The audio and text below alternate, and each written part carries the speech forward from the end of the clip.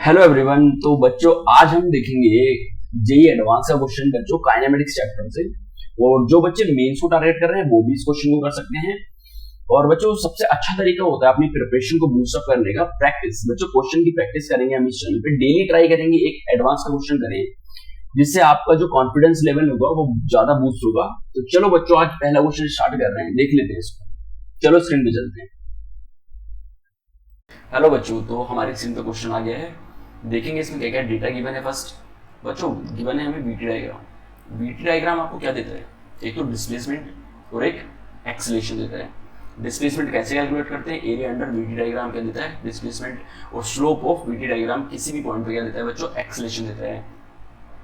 अब देखो particle move कर रहा है स्ट्रेट लाइन के लॉन्ग, स्ट्रेट लाइन के लॉन्ग, स्ट्रेट लाइन के लॉन्ग। यहाँ क्लू क्या दे रहा है बच्चों में, अगर आपकी वेलोसिटी नेगेटिव नहीं हो रही तो वो टर्न बैक भी नहीं करेगा, मतलब एक ही डायरेक्शन में ज्यादा जा रहा है ऐसे करके, तो डिस्प्लेसमेंट और डिस्टेंस क्या होंगे, इक्वल होंगे।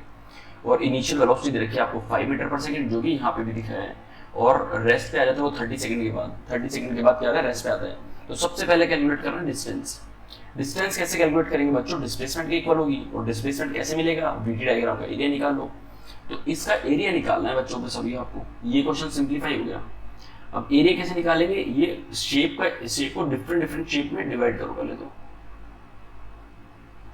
जैसे मुझे एक ट्राइंगल मिल गया, ट्राइंगल बन के देता हूं मैं इसको, ठीक। और अगर मैं ये और खींच देता हूं तो बच्चों ये एक रेक्टेंगल मिल गया मेरे को, रेक्टेंगल बन में इसको क्या देता हूं, समझ आ रहा है, ट्राइंगल रेक्टेंगल।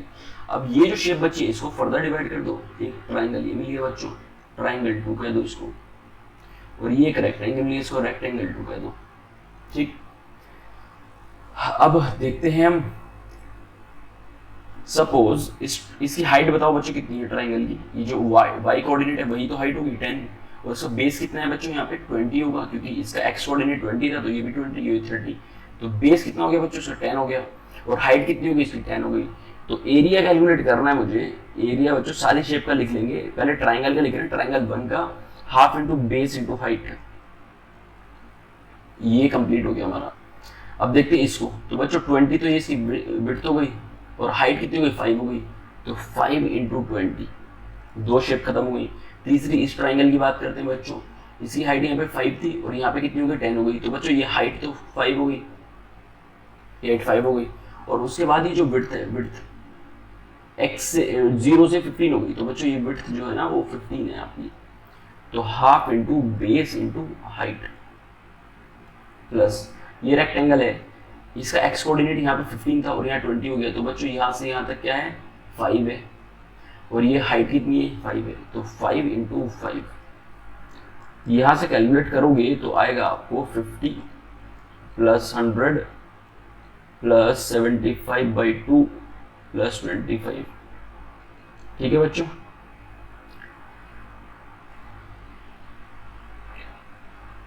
फिफ्टी प्लस 100, अगर मैं इसको डिवाइड कर लेता हूँ ऐसे क्या, 50 प्लस 25 डिवाइड बाई 2 प्लस 25, तो एक 25 ये रहा, एक 25 ये रहा बच्चों, तो ये बन जाएगा 200 प्लस 25 डिवाइड बाई 2, तो ये आएगा 212.5 मीटर। आ गया समझ। तो ऐसे तो कैलकुलेट करना है बच्चों डिस्टेंस। तो पहला ऑप्शन तो हमारा सही है बच्चों, ठीक, इसको रिमूव कर लेते हैं, चलो पहला ऑप्शन करेक्ट हो गया। अब देखो दूसरा option, distance covered by the particle when it moves the constant velocity, वो डिस्टेंस निकालिए जब ये कांस्टेंट वेलोसिटी से मूव हुआ है। अब देखो यहाँ वेलोसिटी कितनी 5 है, यहाँ पे कितनी हो गई 10 हो गई।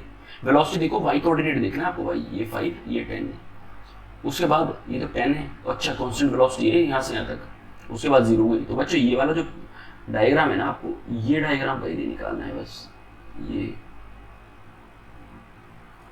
इसका एरिया निकाल लो। इसका एरिया मतलब हाइट तो देखो डायरेक्ट 10 मिल रही है। अब यहाँ पे x की जो वैल्यू थी वो 15 थी, यहाँ पे 15, और यहाँ पे कितना है बच्चों 20, तो यहाँ 20, ये कितना हो गया 5 हो गया, और ये 10 था, तो एरिया अगेन निकाल लो, 5 मल्टीप्लाई बाई 10 कितना आ गया बच्चों 50 मीटर्स। तो ये तो गलत बात है ना, ये नहीं आएगा हमारा। 50 मीटर्स क्यों लिख रहा हूँ बच्चों में, एरिया अंडर तक आप डिस्प्लेसमेंट देता है, वरना एरिया का यूनिट तो मीटर स्क्वायर होता है, जो कुछ बच्चे ये कंफ्यूज रहेंगे, तो वो चीजें ध्यान रखना है, बेसिक ध्यान रखना है आपको। पहले इसको क्लियर कर देते हैं, इरेज कर देते हैं। तो बच्चों ये सही ये गलत। अब तीसरा देखते हैं, velocity of the particle t = 25 is 5 metre per second. तो t इक्वल टू 25 बच्चों कहाँ पे होगा, ये t इक्वल टू 20 है या 30 है, 25 इसके बीच में कहीं ना कहीं होगा। अगर मैं ऐसे करके खींचूं 25 तो इसके करस्पॉन्डिंग ये पॉइंट की वेलोसिटी चाहिए मेरे को, यहाँ वेलोसिटी कितनी होगी ये बताना है आपको। ठीक, कैसे निकालेंगे सर? तो बच्चों अब देखो वीटी डायग्राम का जो स्लोप होता है ना, स्लोप क्या देता है, एक्सीलरेशन देता है। अभी चलो डायग्राम से ही करते हैं इसको सॉल्व। स्लोप चेंज हो रहा है क्या यहाँ से यहाँ तक? स्लोप चेंज नहीं हो रहा, तो इसका भी स्लोप इतना ही होगा, तो इस पूरी लाइन का भी स्लोप उतना ही होगा। बड़ी लाइन का स्लोप कैसे निकालेंगे बच्चों? स्लोप होता है tan थीटा, tan थीटा होता है perpendicular divide by base. Perpendicular मतलब ये हाइट, मतलब 10 डिवाइड बाय बेस। बेस कितना था यहाँ से, ये तो बच्चों कितना था, 20 था ना ये, तो 20 से 30 तक बेस हो गया 10, तो स्लोप आ गया 1। अब तो इसका भी स्लोप 1 होगा, तो ये हाइट ही निकालनी थी मेरे को, ये हाइट ही तो वेलोसिटी देगी, मतलब ये परपेंडिकुलर हो गया डिवाइड बाय बेस। बेस कितना था 25 से 30 मतलब 5, तो v equals to 5 metre per second बच्चों। आ गया समझ? ठीक, 5 मीटर पर सेकेंड, ये option correct. Velocity of particle at 9 second is 8 metre per second. 9 second कहाँ पे होगा? अब देखो बच्चों, अब ये क्या था 0 और ये 15, 0 और 15 के बीच में कहीं ना कहीं 9 आएगा। सपोज यहाँ पे 9 आ गया, तो इसके करस्पॉन्डिंग ये वेलोसिटी निकालनी है अभी आपको। इसको v1 कह देते हैं, इसको कह देंगे v2 बताना है ये। तो अब देखो ये छोटा सा ट्राइंगल बन गया ना यहाँ पे हमारे पास, ये छोटा ट्राइंगल और एक बड़ा ट्राइंगल है ये बड़ा ट्राइंगल है ये, तो दोनों का स्लोप सेम है अगेन। तो बड़े ट्राइंगल का स्लोप देखो पहले, अब देखो ये 5 है ना भाई, ये 5 से कहाँ गया 10 तक गया, तो ये हाइट 5 मिल गई, और यहाँ से यहाँ तक की डिस्टेंस कितनी है बच्चों 15 है। तो अगेन स्लोप कैसे लिखोगे आप? स्लोप होता है बच्चों tan theta which is height divided by base. Height is 5 divide by base कितना है 15। आ गया होगा समझ में? तो स्लोप कितना आ गया बच्चों निकल के 1/3।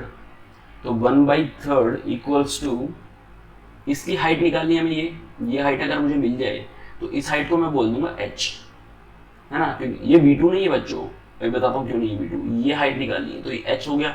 और यहाँ से यहाँ तक बेस कितना होगा, ये 9 था और ये 0 था, तो बेस की वैल्यू कितनी हो गई 9 हो गई। तो हाइट हो गया बच्चों हमारा h और बेस हो गया 9, तो ये कैंसिल होगा 9 से। h की वैल्यू आ गई बच्चों 3 metre per second. Metre per second क्यों ले रहा हूँ? क्योंकि v की जो यूनिट होती है ना मीटर पर सेकेंड होती है बच्चों। अब h आ गया मीटर पर सेकेंड, मतलब यहाँ से मेजर कर रहे हैं h को, और यहाँ से यहाँ तक की हाइट तो आपको पता ही है कितनी है 5 है, तो 5 इसमें और ऐड कर दो तभी तो आपको यहाँ से वेलोसिटी मिलेगी।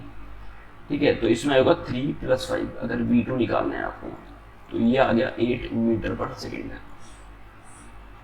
बच्चों फिगर थोड़ा कंफ्यूजिंग था, आप अगर एक बार उसको ट्राई करोगे ना फिगर बना के घर पे, खुद बना लेना इस फिगर को, थोड़ा इन्होंने स्केलिंग प्रॉपर नहीं की है फिगर की। ठीक है, तो आप इसको ट्राई करो, हो जाएगा क्वेश्चन। तो नेक्स्ट क्वेश्चन जस्ट इसके बाद अपलोड करने वाला हूँ मैं, दूसरा क्वेश्चन भी ट्राई करते रहो। क्वेश्चन हम ट्राई करेंगे डेली मिनिमम एक एडवांस का क्वेश्चन करें, और ये क्वेश्चन सबको अटेम्प्ट करना है जो जेईई मेंस और एडवांस की प्रिपरेशन कर रहे हैं। जो बच्चे 10th या 12th में आए वो इन वीडियोस को देखना स्टार्ट कर देंगे, सो दैट उनके बेसिक्स जो होंगे ना वो स्ट्रॉन्ग हो जाएंगे।